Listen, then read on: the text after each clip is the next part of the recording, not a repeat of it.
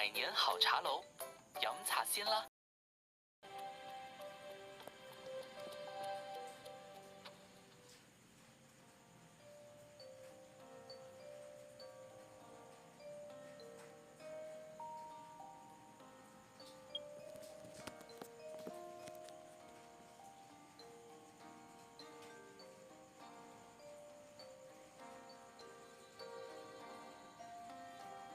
原本打算从这条街出发，绕镇子一圈，刚好能把主要的景点都逛完。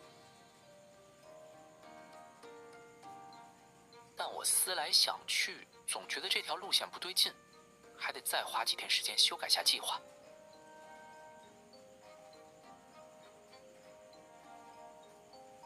说不好，可能是太像游客路线了。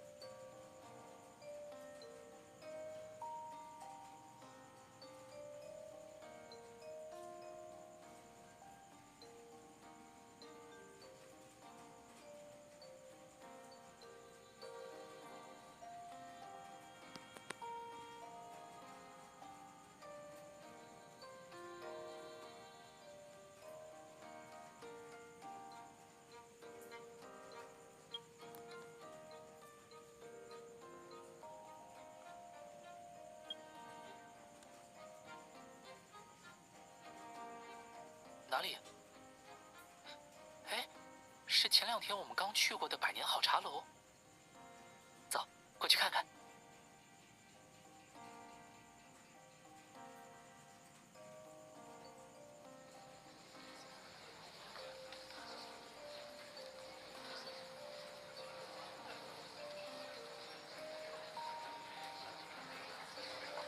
听讲电视台要来给高叔的茶楼拍纪录片哦，了不得，吃着早茶就能跟着上电视啊！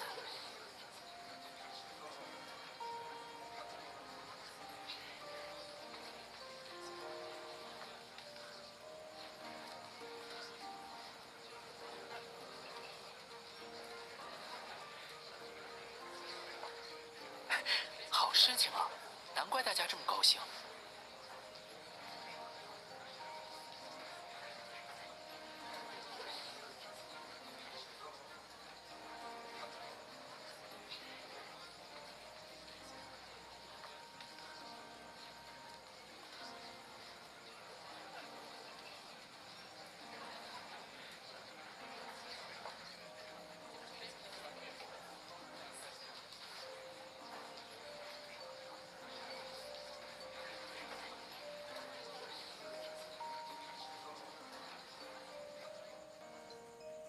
哎，刚好小夏、小两口也在。哎呀，多亏你们有本事，一下就让素英镇出名啦！快同大家讲讲，要是上过电视，咱们这里是不是就更火啦？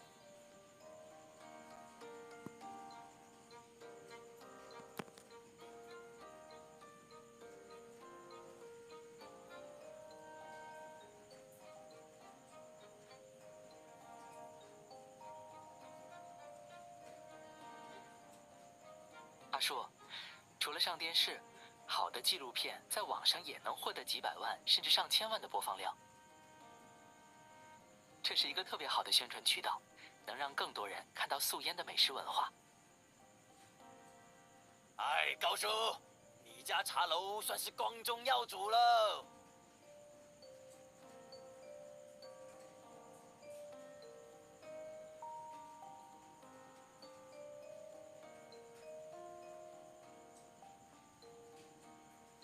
有那么多人看呐，那岂不是？哎，点解呀？高叔，您怎么了？我有件事想请你们。哎，外面太热，还是进来坐先呢。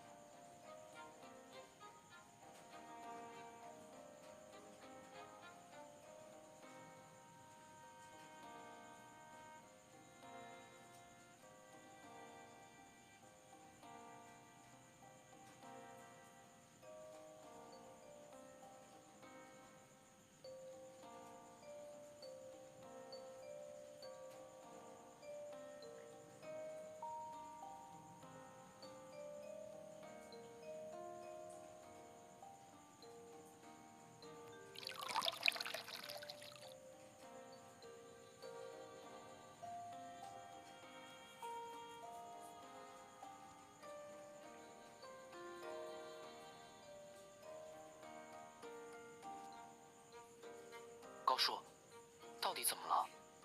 您怎么看着不太高兴？高兴，当然高兴的嘛。拍纪录片总归是好事嘛。但事情就是这么不凑巧啊。我这2天要去外地进一批调料，这行程早就定好了。要说这档生意托给别人，我放心不过，就想着，能不能托付给你们呢？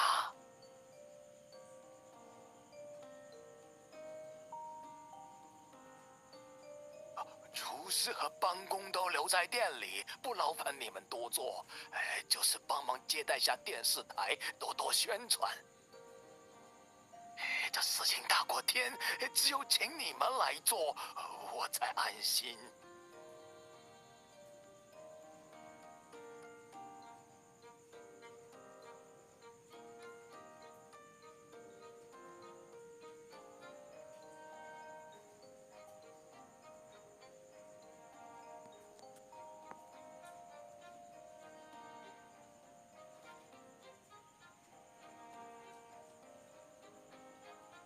这么有纪念意义的事，您如果缺席，不会觉得遗憾吗？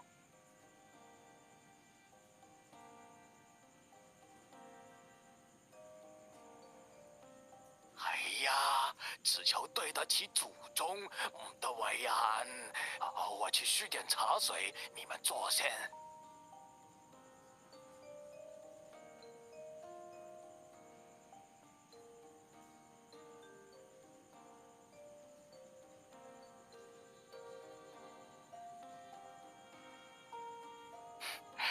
看茶楼啊，听着挺有意思的。我们一起试试看。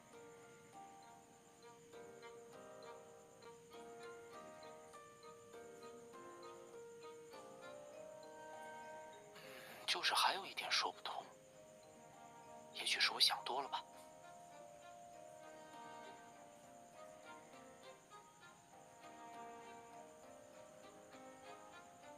算了，不多想了，我去找高叔，叫他别再愁眉苦脸的了。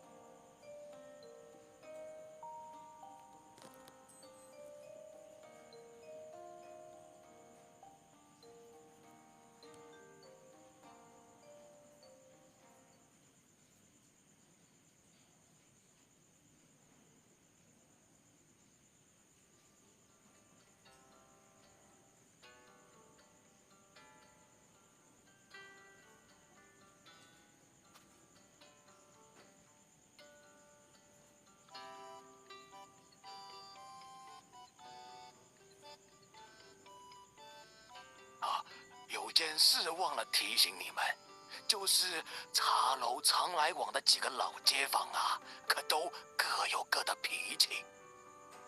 比方说阿峰，他就喜欢凑热闹、讲八卦。还有老乔夫妻2个成天到晚吵架，也不分个场合。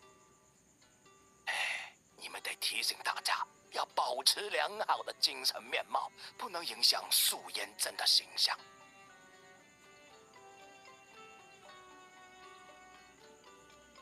那好，我就送到这了。你们回去以后养足精神哦。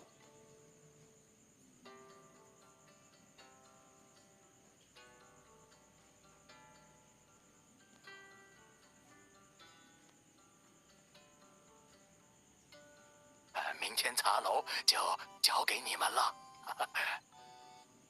您放心吧，我们明天一早就过来。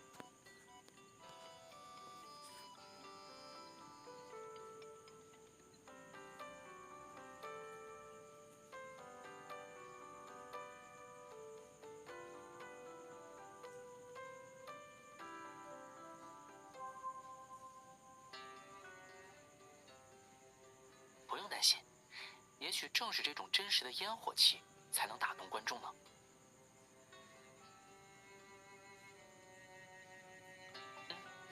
我有这种预感，且我也很喜欢这种烟火气。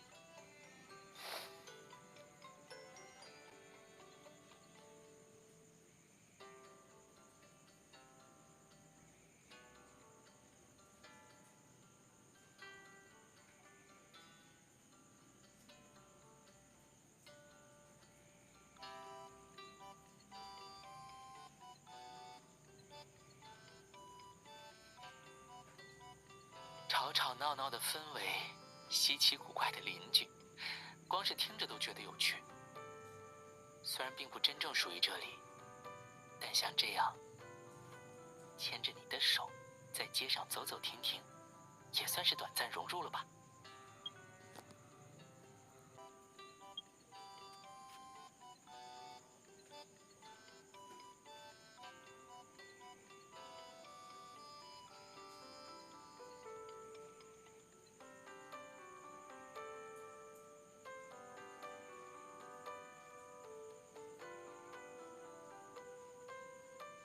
其实路过任何一个有欢声笑语的地方，我都会忍不住联想，如果是我们一起生活在这里，会是什么样子？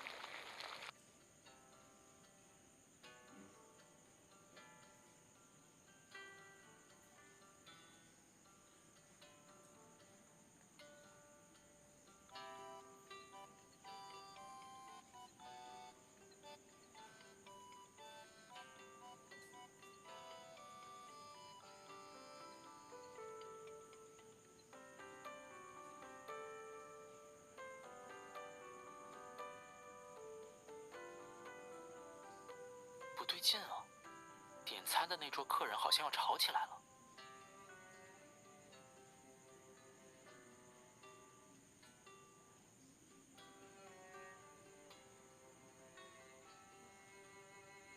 哦，就是那桌。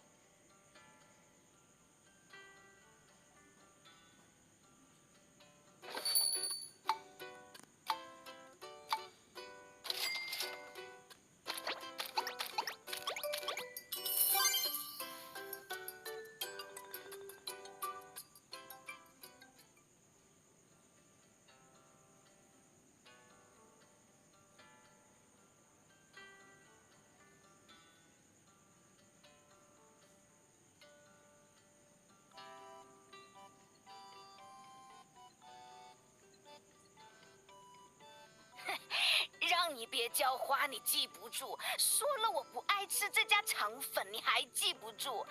老头子啊，我看你就是要存心气我。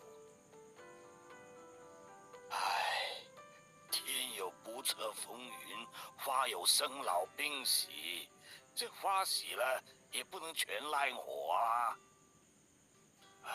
还有以前，你不是最爱吃这家店的肠粉了吗？就是我们两个刚刚结婚那个时候。哎呀，那都50年前的事了，你让人家评评理，50年了，我还不能改改口味吗？真係呀嘞！啊，这个能改，当然能改。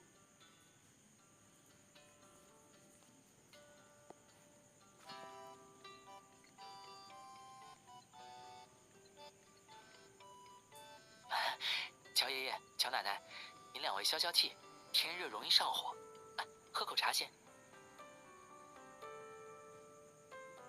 不喜欢肠粉还可以尝尝别的嘛，再不然，对面那档叉烧酥也很好吃。两位先坐一下，我去帮您买过来。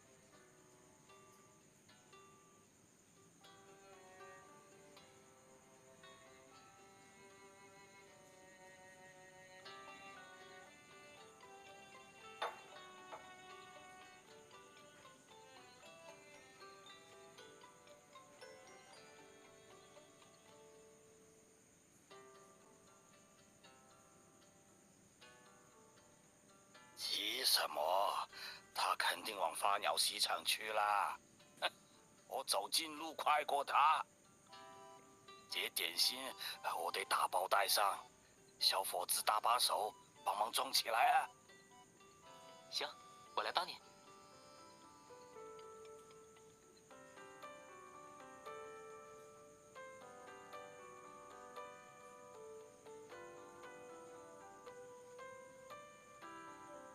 啊，虚惊一场啊！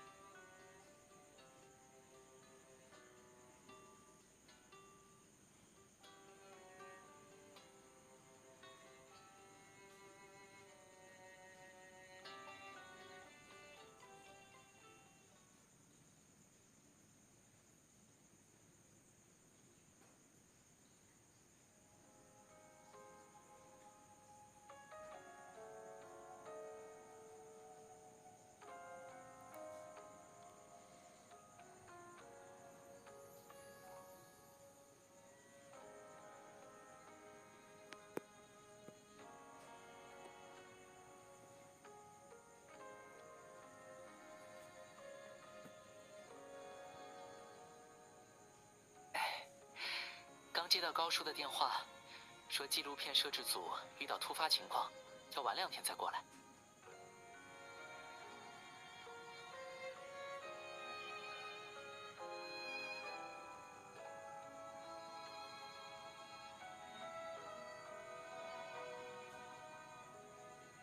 这是吵架吗？我看明明就是在秀恩爱。相守相伴了一辈子的老人家上电视秀恩爱，不知道要引来多少人羡慕。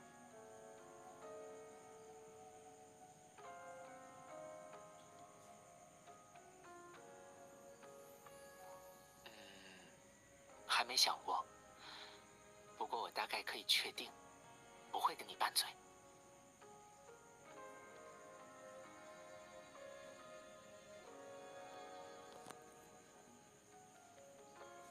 当然，那么美好的时光，绝对不能浪费时间拌嘴啊！我有好多事情想和你一起做呢，想跟你在太阳底下散步，去河边或者小公园遛弯。傍晚时慢慢走回家，每天都走不一样的小路，但一抬头就能看到家里的窗户。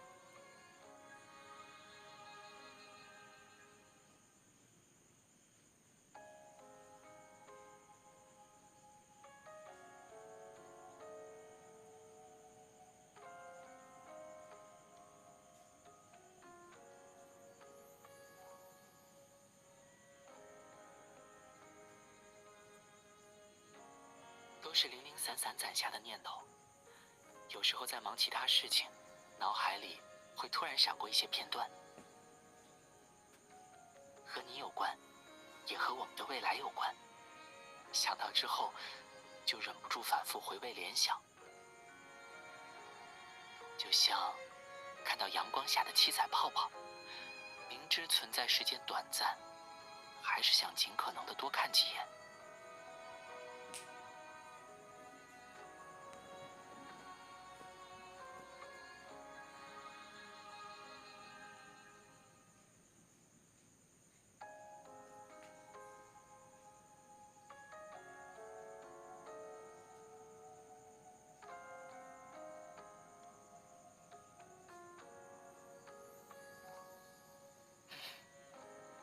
多存一点这样的念想吧。存着存着，等很多年以后，在枕边找到第一根白头发时，我就可以跟你讲，真好，我终于走到跟你白头偕老这一天了。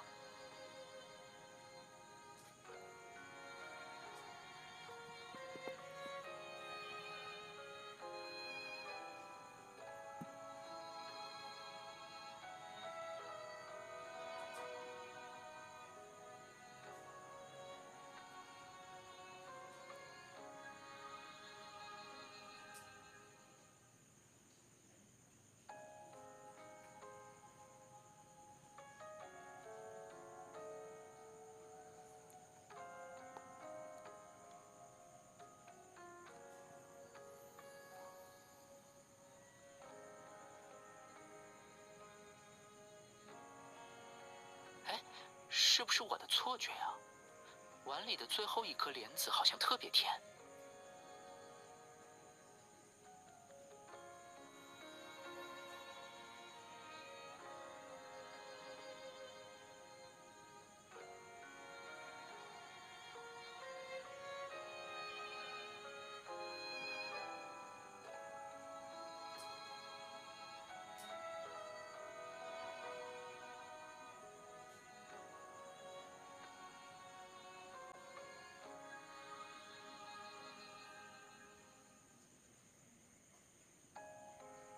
闭眼？现在吗？哦，好。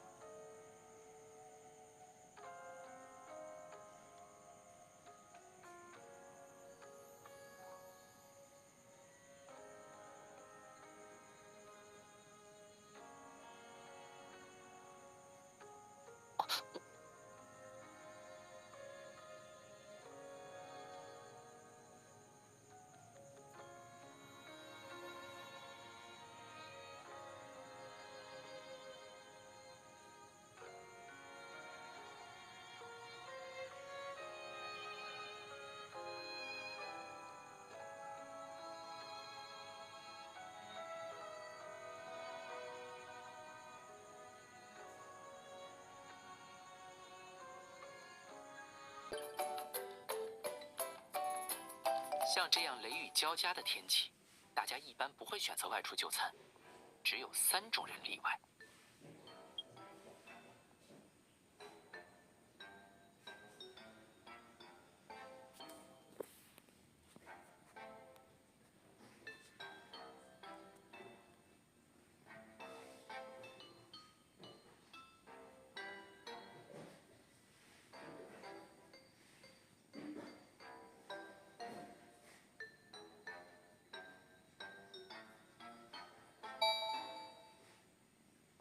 第一种是要人命的连环杀手，第2种是不要命的孤胆侦探，第3种，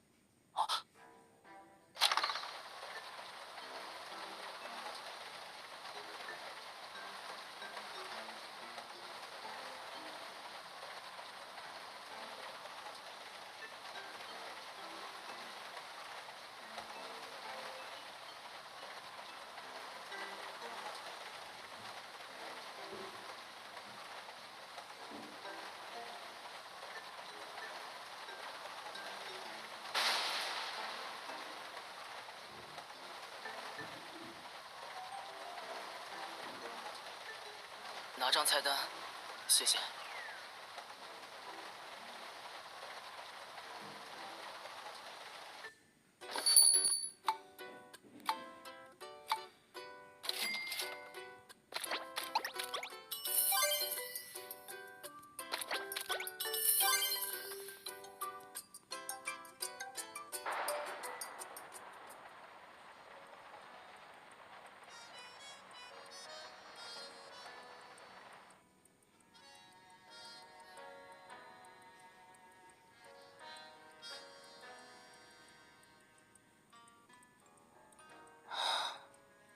雨下起来没完没了，从早下到晚，一连好多天，压在书包最底层的书都会跟着发霉。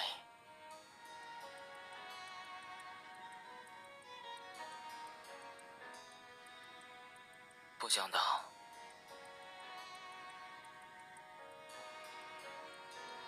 没什么理由，没看好需要什么理由？选择题第5道选 A 不选 B 需要什么理由？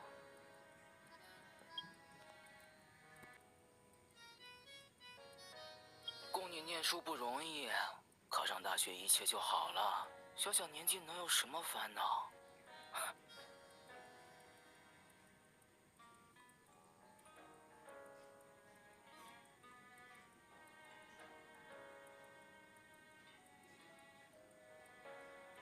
说的都对啊，我下次会改的。但是为什么非要在今天下雨呢？雨会停的，你先擦擦头发吧。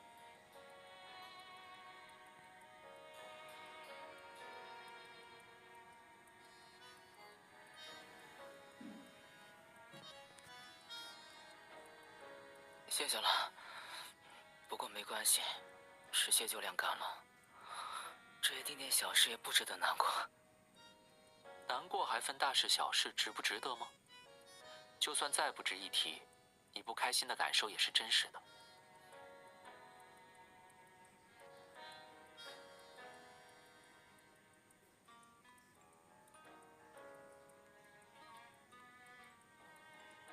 哪怕今天阳光灿烂，烦恼被藏到没人看见的角落了，也还是骗不过自己吧。何况年纪小的时候，能靠自己改变的事情其实挺少的，反而有更多烦恼。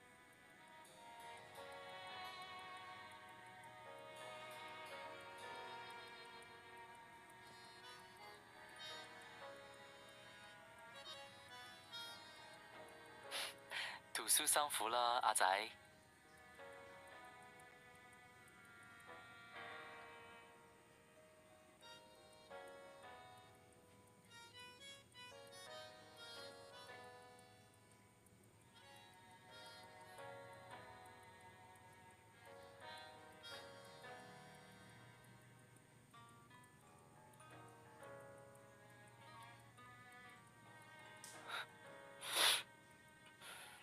没有了，做什么都不容易，总有人比我更辛苦。我也辛苦了，我该回去复习了，都会好起来的。要是今天没下雨就更好了。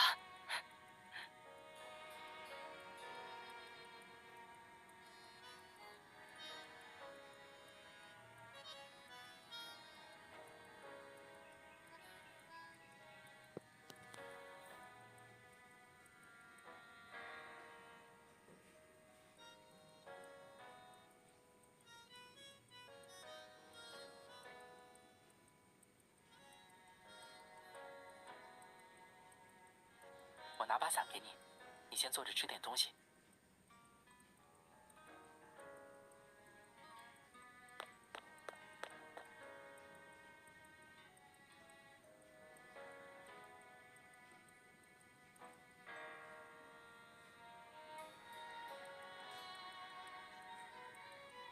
回家了，留了张字条给我们。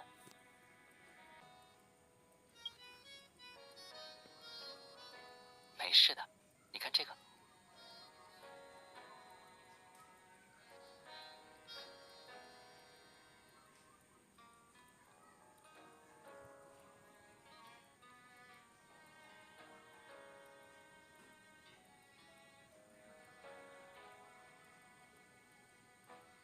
看，画了这么多个笑脸，就是在告诉我们，雨过天晴后会有阳光灿烂。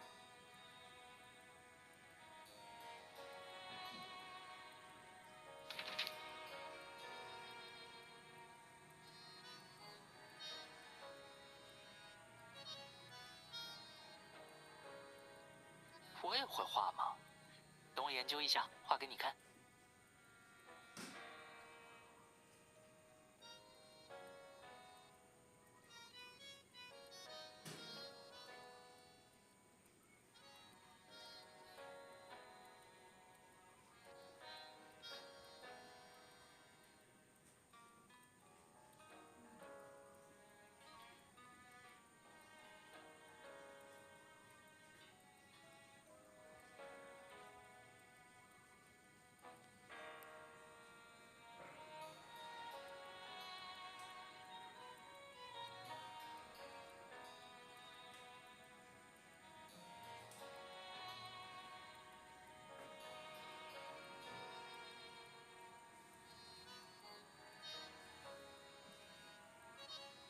消息，找到备用伞了。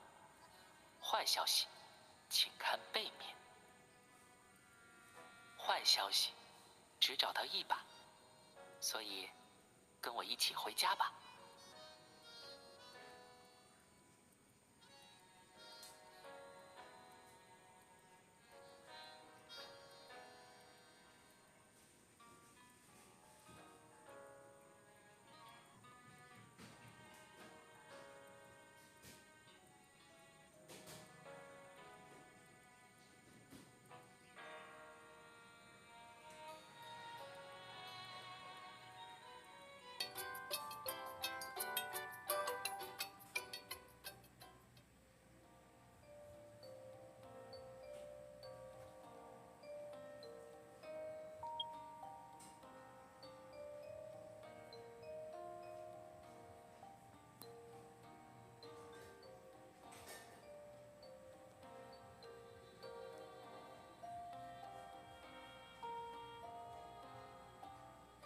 在大城市辛苦了哦，公司压力大，3餐都吃不安心。哎，阿夏就从大城市来哦，不信你们问他。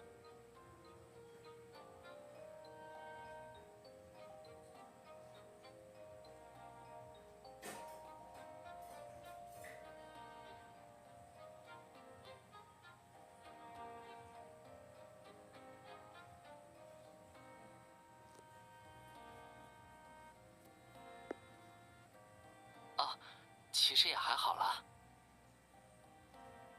老师，这点请您放心。上个季度我们主推产品的复购率超过了30%，这就说明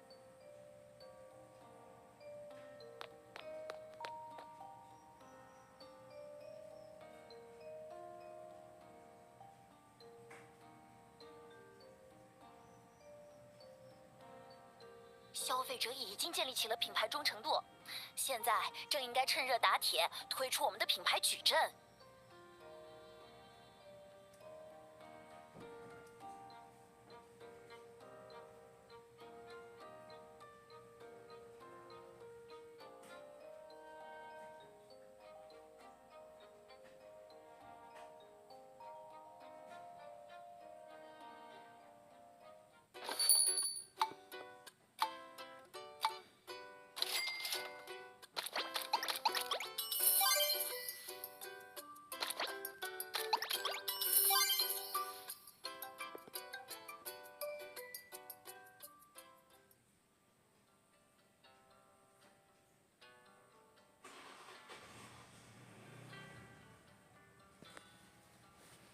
喂，曼达老师，您还在线上吗？掉线了，还有这种好事？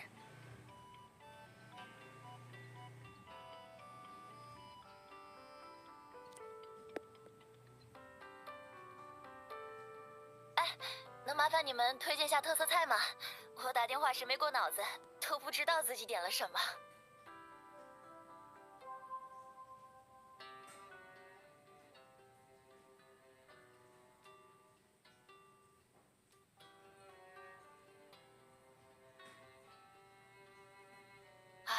没办法，工作永远忙不完。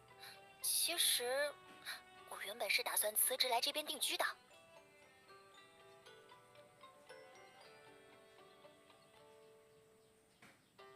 这地方风景好，物价低，我就想买上个小院子，过有猫有狗还不用加班的理想生活。辞职信我都写好了，唉，临发送前又有些舍不得。舍不得什么？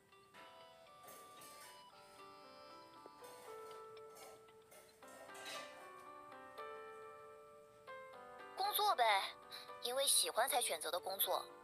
虽然加班烦，老板烦，每件事情都烦得让人想辞职，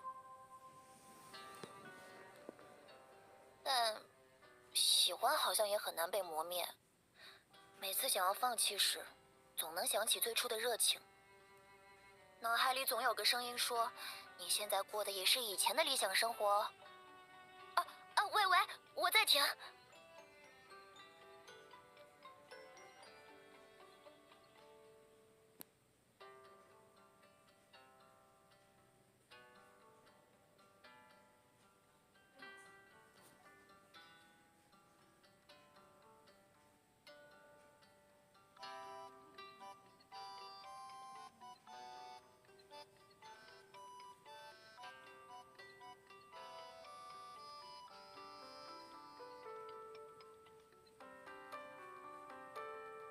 我想跟你一起，不过应该很快就能下班了吧？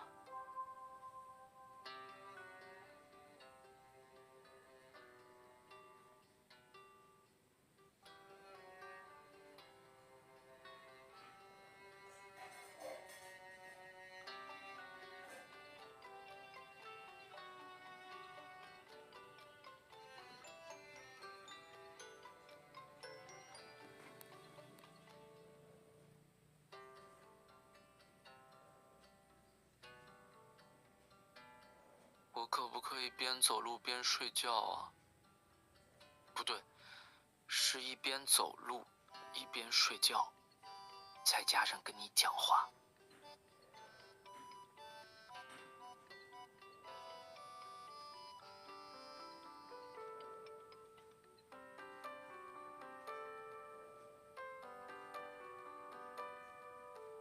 就刚刚那位客人说的理想生活，仔细想想还挺让人心动的。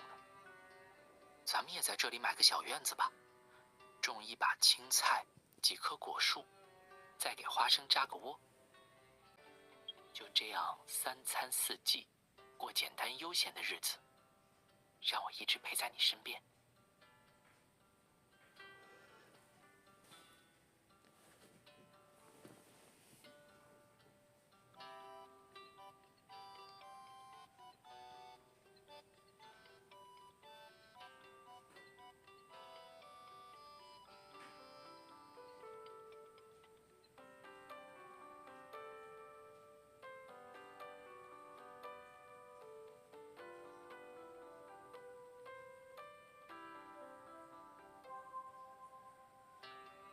那样也不错啊。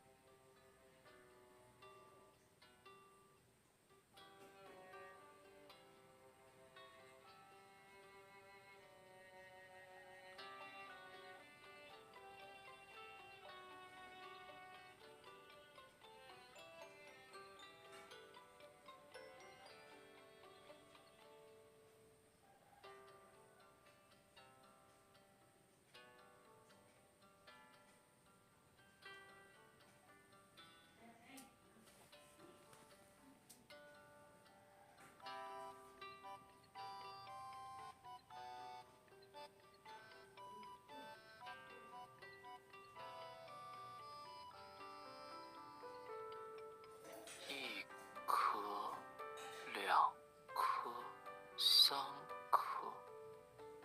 哦，北斗星有7颗。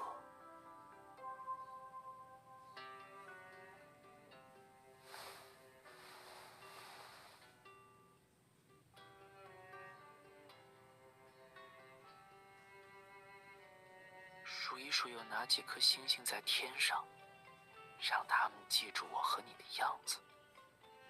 等我们再因为工作而分开时，我就派跑得最快的那颗星星来向你报平安。不用担心夏燕，她很快就能回家了。什么？你说很想她？好巧啊！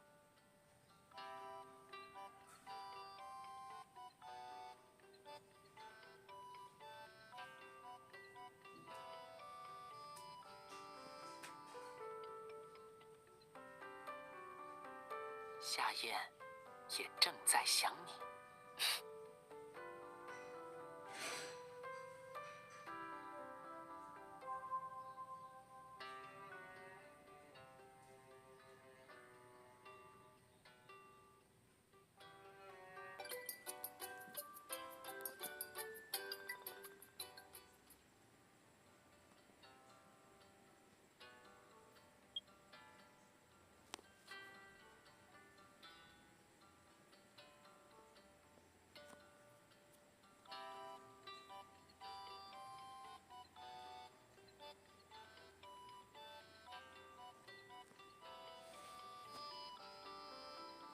大家千万不要拘束，就把我们当成普通的客人，帮忙推荐几道招牌菜就好了。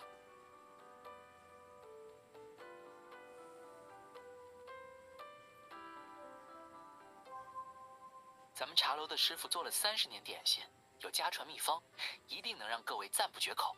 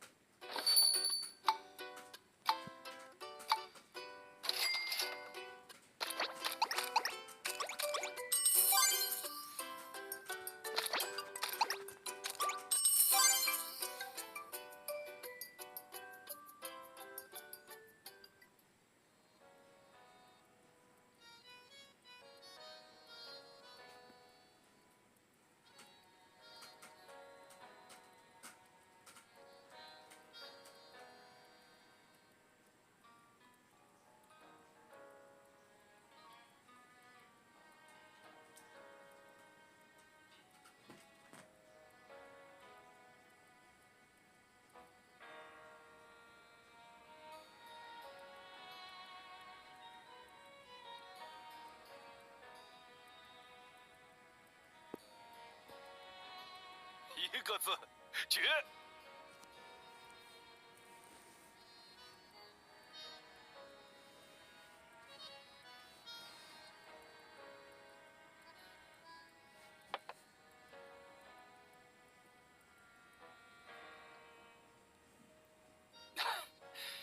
可惜，我们不单纯是为了美食而来，而是想通过一餐一饭讲饮食背后的故事。以美食为切入点，呈现一个地方的风土人情，这才是我们的创作理念。两位虽然代表茶楼出面接待，但并不是员工吧？听口音也不像本地人。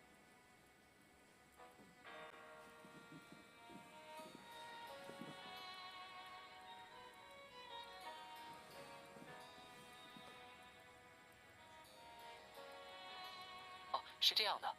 店主去外地进货了，这几天由我们来协助各位拍摄。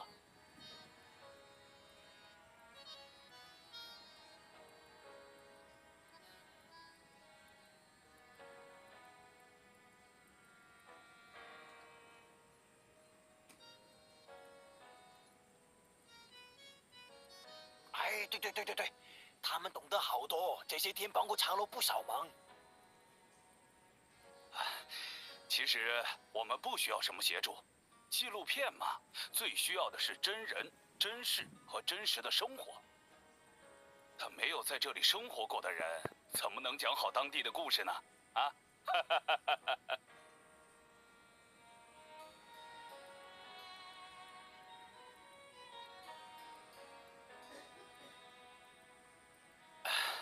很抱歉啊，我们有自己的原则。必须要等真正的店主回来才能拍摄。明白，我们会向店主转达的。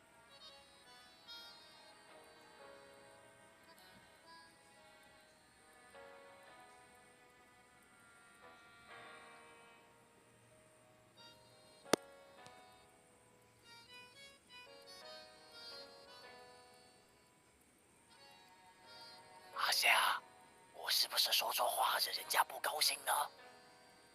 没有，阿叔，您没说错话，大家也一样，都做得很好。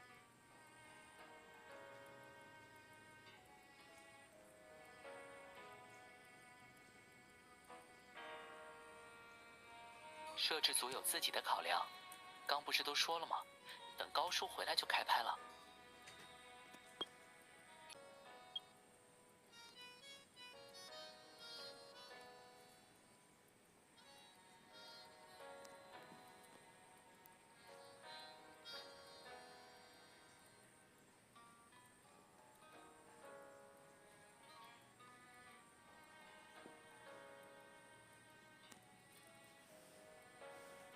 你说高叔为什么非要选在这个时间去进货？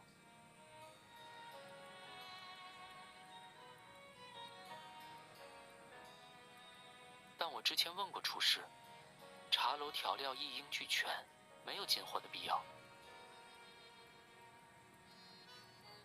而且，你瞧，听说要拍纪录片，茶楼员工和邻里街坊都高高兴兴的，跟着觉得光荣。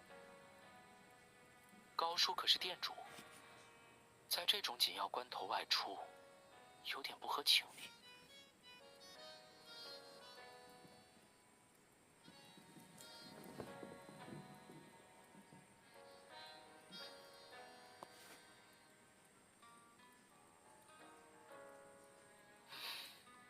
也许就是因为太重视这件事了，老人家更担心自己应付不来。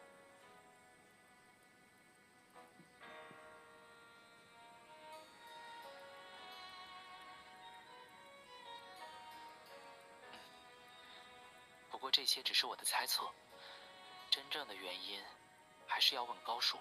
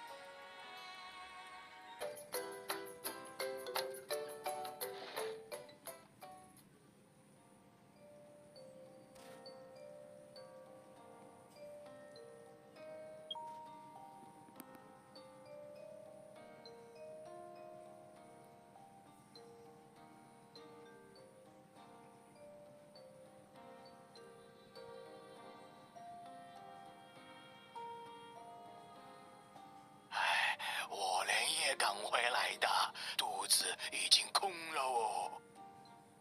那行，您先吃点东西，再跟我们慢慢说。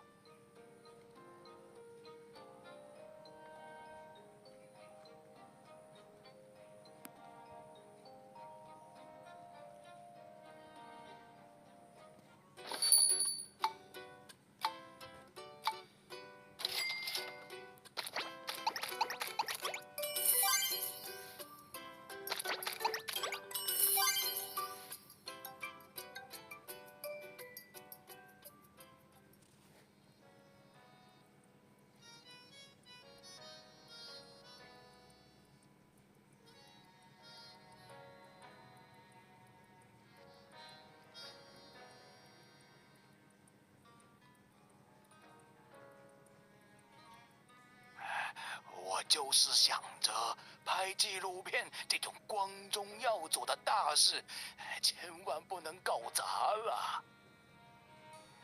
但我一个老头，什么都不懂，比不得年轻人有文化又见多识广，所以才找借口请你们帮忙先，真是对不住哦。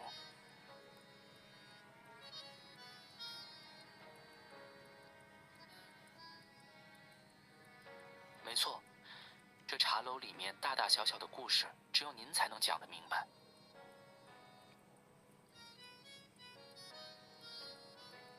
至于您之前担心的形象问题，我反而觉得，再好的故事也比不上真实。升学乔迁、夫妻吵架、小孩逃课，都是很平常却能打动人的生活琐事。像这种来去有人牵挂、桩桩件件事情都有人关心的日子，未尝不是一些人眼里的理想生活。都这样讲，网络上的朋友也会喜欢我们这里的家长里短。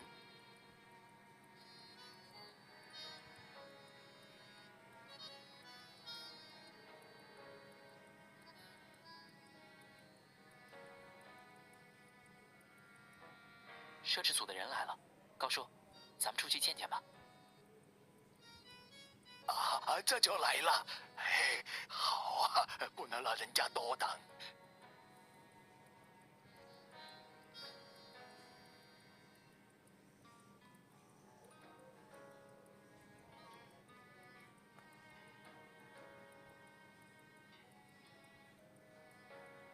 传承了99年的茶楼，当中一定有许多故事是由街坊邻里一起书写的吧？那是当然啦，多亏大家喜欢吃，喜欢来，茶楼才能开这么久。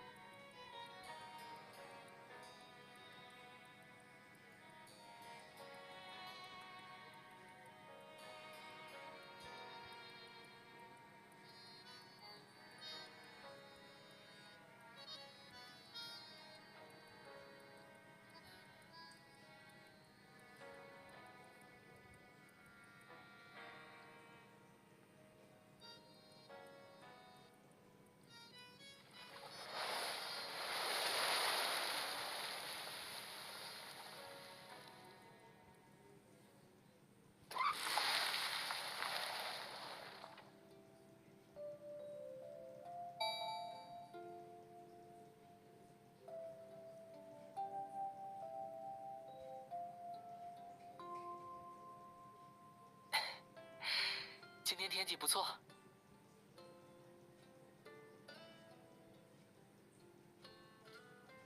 啊，借的，但头盔是新买的。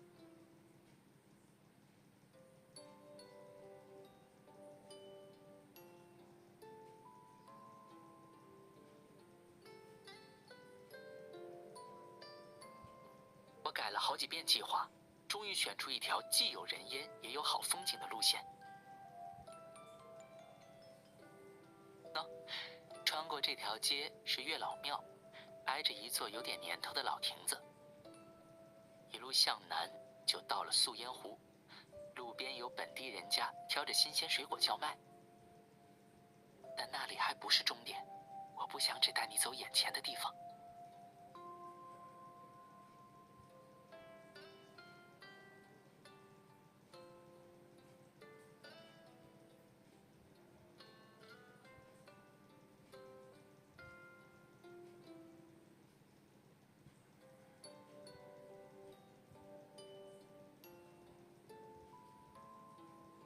今天天气不错，夏季还没结束，所以白昼很长，黄昏来得很晚，我们还有很多时间。我想一直带你往前走，出了小镇天高地阔，风也追不上我们。上来，带你去兜风。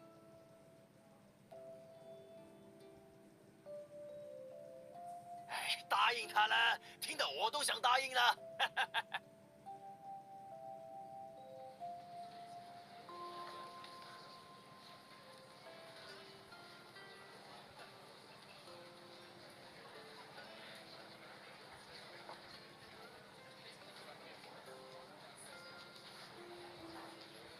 逛完亭子再去花市转转，不用急着回来。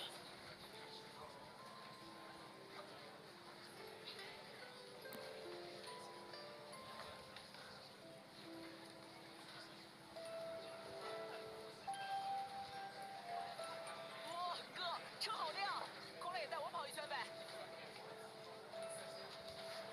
哎，带盒点心，路上吃啊。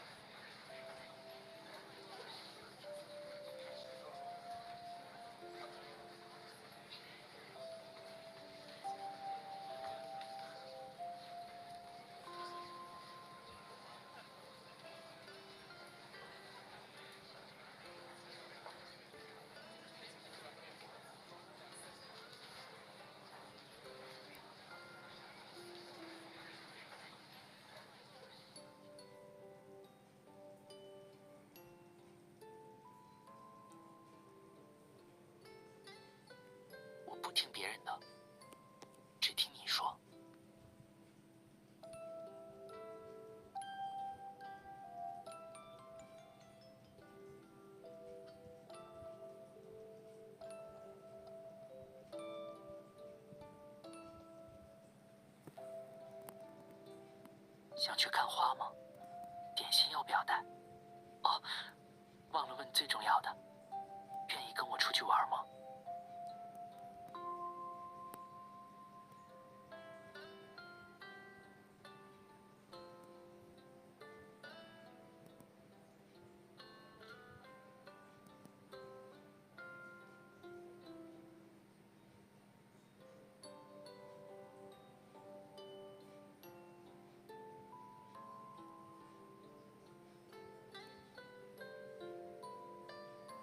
我们去游车河，唔该大家借借啊！